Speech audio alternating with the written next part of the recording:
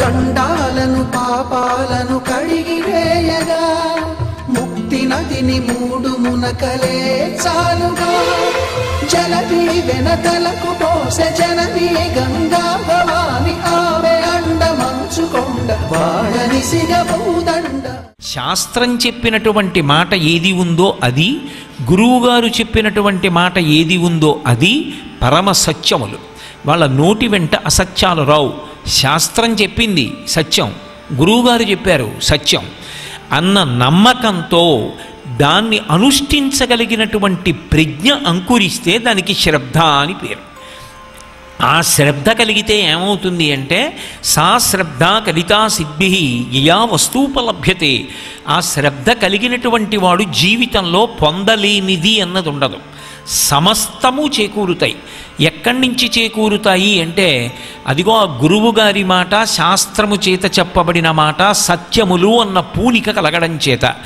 ఈ శ్రద్ధ ఎక్కడి నుంచి వస్తుంది అంటే నదీ స్నానం చేయడం చేత వస్తుంది. అందుకే ప్రతినిత్యము నదీ స్నానం చేసేటటువంటి అలవాటు ఉన్న వాళ్ళకి పుణ్యకర్మాచరణమునందు విశేషమైనటువంటి అనురక్తి కలుగుతుంది. ఆ అనురక్తియే వారి చేత నిషిద్ధ కర్మల్ని భంజనం చేయించి విహిత కర్మాచరణమునందు అనురక్తిని పెంచి కురుపుణ్య మహోరాత్రం అని ఈ శరీరం ఉండగా చెయ్యగలిగినంత పుణ్యం చేసుకోవాలని వారు పుణ్యకర్మాచరణము చేయడంలో మంచి అభిరుచిని పొందినటువంటి వారై జీవితాన్ని సార్థక్యం చేసుకుంటారు. అటువంటి శక్తి ఎక్కడి నుంచి వస్తుంది అంటే నదీ స్నానము వలన వస్తుంది. ఇన్ని ప్రయోజనములకు ఆలవాలము నదులు. ఆ నదులు ఇన్ని రకాలైనటువంటి శక్తుల్ని అనుగ్రహిస్తాయి. అనుగ్రహించడమే కాదు, నదులన్నిటికీ కూడా ఆ నీటికి పైన ఎప్పుడూ కూడా అనుగ్రహ శక్తిగా ఉండేవాడెవరు అంటే పరమేశ్వరుడు. అందుకే అటువంటి పరమేశ్వరుడు నీటి రూపంలో ఉండి లోకాలన్నిటినీ బ్రతికిస్తాడు. వ్యాసభగవానుడు లింగపురాణం చేస్తూ సంజీవనం సమస్తస్య జగత సలిలాత్మిక భవ ఇత్యుచ్యతే మూర్తిర్భవస్య పరమాత్మనః అంటాడు. నీటి రూపంలో ఉంటాడు శివుడు, అందుకే ఆయనకి భవ అని పేరు, భవాయ దేవాయ నమః అని.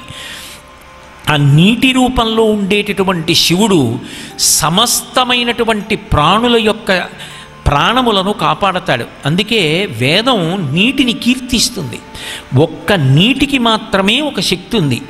శరీరము నుండి ఉద్గమిస్తూ పైకి లేచిపోతున్న ప్రాణాల్ని మళ్ళీ వెనక్కి తెచ్చి శరీరమునందు ఉండేటట్టుగా చెయ్యగలిగినటువంటి శక్తి పంచభూతాల్లో ఎవరికి ఉంది అంటే ఒక్క నీటికే ఉంది.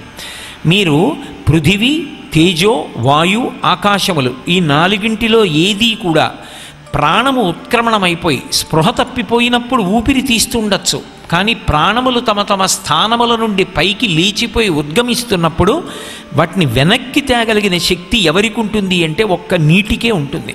అందుకే స్పృహ తప్పి పడిపోయిన వాడికి నిప్పు తగల్చండి, యాపిల్ పండు చేతిలో పెట్టండి అనరు, నీళ్లు చల్లుతారు ముఖం మీద. నీళ్లు చల్లి కాసిన నీళ్లు తాగిస్తే వెంటనే స్వస్థత పొంది లేచి నిలబడతాడు. నీరు ప్రాణములను వెనక్కి తేగలిగినదై ఉంటుంది. మూర్ఛ నుంచి మనిషిని పైకి లేచేటట్టుగా చేస్తుంది. ఇన్ని శక్తులు నీటి యందు ఉన్నాయి కాబట్టే ఆ నీటిని అమృతము అని పిలుస్తారు. ఈ లోకంలో ప్రవహించేటటువంటి అమృతం ఏది అంటే నీరే. ఆ ప్రవాహ స్వరూపమే నది. ఆ నదులు మామూలుగా ఏదో సాధారణంగా ప్రవహించేటటువంటి స్వరూపాలుగా సనాతన ధర్మం చెప్పలేదు.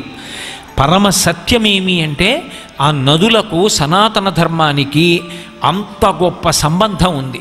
ఎంతకాలము నదులు గౌరవింపబడతాయో, ఎంతకాలము నదీ తీరములలో సనాతన ధర్మ సంబంధమైన కార్యక్రమాలు నడుస్తూ ఉంటాయో, ఎంతకాలము నది పట్ల మనం మర్యాద పాటిస్తామో, ఎంతకాలం నది పట్ల మనం గౌరవాన్ని ప్రకటనం చేస్తామో అంతకాలము కూడా నదులు లోకాన్నంతటినీ అనుగ్రహిస్తూ ఉంటాయి. అటువంటి శక్తులు కలిగినటువంటివి నదులు. ఏదో సాధారణమైనటువంటి ప్రవాహం కాదు. అందులో చాలా గొప్పదిగా కీర్తింపబడేటటువంటి నది గంగానది. ఎన్నో నదులు ఉన్నాయి.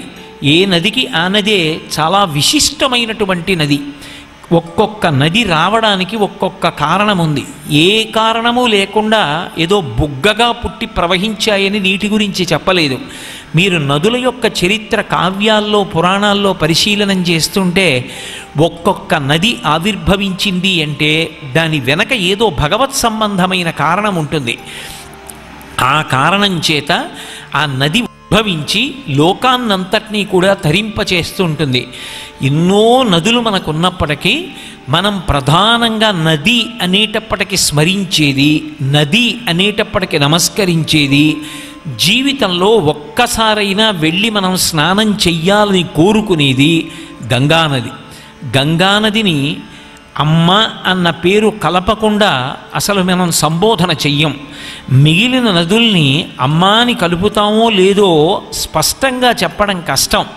బ్రహ్మపుత్రమ్మ అంటామో అనమో, కానీ గంగమ్మ అని మాత్రం అనకుండా ఉండం. సీతాదేవి పేరు చెప్తే ఎలా సీతమ్మ అంటామో అలా గంగాదేవి పేరు చెప్తే మాత్రం ఆవిడ గంగాదేవి అని ఎవరనరు, గంగమ్మ అనే అంటారు. అమ్మ అన్న సంబోధనతో గంగ అంత గొప్పగా అనుబంధాన్ని పెంచేసుకుంది. భారతీయుల యొక్క జీవితాలలో మమేకమైపోయింది. సనాతన ధర్మానికి ఆయువు పట్టు. అసలు గంగానది ఉన్న కారణం చేతనే భారతదేశానికి ఇంత ఖ్యాతి రావడం అన్నది జరిగింది. మీరు ఎక్కడికి వెళ్ళండి, గంగానది అన్న పేరు చెప్పేటప్పటికి 2 చేతులెత్తి నమస్కరించని వాళ్ళు ఉండరు. గంగా స్నానము అంటే చాలు అంత పరవశించిపోతారు. మిగిలిన నదుల యొక్క జలాలు ఇంట్లో ఉంటాయో ఉండవో తెలియదు, కానీ ఎవరైనా యాత్ర చేసి వచ్చి ఆ గంగానది జలాలు ఉన్నటువంటి ఒక చిన్న కలశ తీసుకొచ్చి ఇస్తే ఎంతో పవిత్రంగా పూజామందిరంలో ఉంచుకుని నమస్కారం చేస్తాం. అభిషేకం చేస్తున్నాము అంటే గంగానదీ జలాలు తేకుండా, ఆ జలాలు లేకుండా అసలు పెద్ద స్థాయిలో జరిగేటటువంటి అభిషేకములు నిర్వర్తించరు. ఒకవేళ సామాన్య జలాలతో అభిషేకం చెయ్యవలసి వచ్చినప్పటికీ మొట్టమొదట ఆవాహన చేయబడేటటువంటి నది ఏది అంటే గంగానది. మీరొక్కటి ఆలోచించండి, నది ఎక్కడో ఉంది, మీరు పిలిచారు గంగా ఇలా రా అని. ఎలా వస్తుంది గంగా? అది కేవలం స్థూలంగా ఒక నది అనుకోండి, అప్పుడు ఆ నది అక్కడి నుంచి వచ్చి ఇక్కడ ప్రవేశించింది అనడానికి ఆధారం ఉండదు. ఒక మూర్తిని తయారు చేసి నేను పూజ పూర్తి చేసే పర్యంతము కూడా మీరు ఈ బింబమునందు ఉండండి అని ఒక మంత్రంతో పిలిస్తే భగవంతుని యొక్క శక్తి వచ్చి ఆ మూర్తిలోకి చేరితే మనం షోడశోపచారాలతో ఆ మూర్తికి పూజ ఎలా పూర్తి చేస్తున్నామో, ఒక వినాయక వ్రతకల్పం చేస్తే మట్టితో చేసినటువంటి విఘ్నేశ్వర ప్రతిమను అక్కడ పెట్టి ఈ పూజ పూర్తయ్యే వరకు ఓ విఘ్నేశ్వర నీ యొక్క శక్తి ఈ బింబమునందు ప్రవేశించుగాక అని ప్రార్థన చేస్తే మాంసనేత్రమునకు దొరకకపోయినప్పటికీ ఆ తేజస్సు అందులో ప్రవేశించిందని షోడశోపచారాలతో పూజ చేసి ఆయన పాదముల మీద పడిన గరిక కళ్ళకద్దుకది తల మీద ఎలా పెట్టుకుంటున్నామో అలాగే మాంసనేత్రమునకు దొరకనటువంటి రీతిలో నదుల యొక్క అధిష్టాన దేవతల యొక్క అనుగ్రహ శక్తి నీటి యందు ప్రవేశిస్తుంది మంత్రంతో పిలిస్తే.